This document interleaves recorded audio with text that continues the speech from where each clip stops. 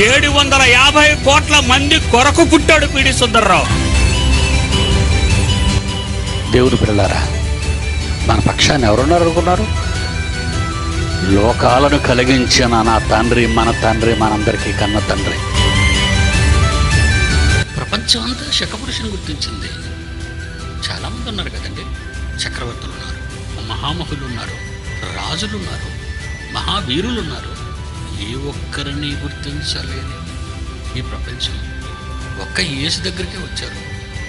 కాలాన్ని లెక్కించటానికి ఇతనే మధ్యవర్తి అని. మొదటి 100లలో ఆరంభమైన క్రీస్తు ప్రపంచం తరువాత 1900 సంవత్సరాలు సమాధిలోకి పోయింది. మరలా పునరుద్ధారమైంది. అదే విప్లవం, అదే యజ్ఞం 20వ శతాబ్దంలో.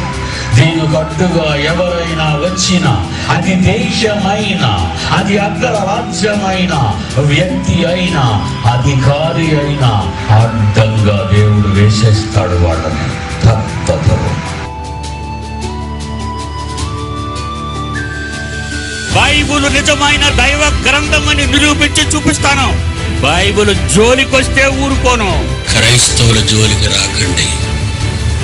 వచ్చారా కనబడరు.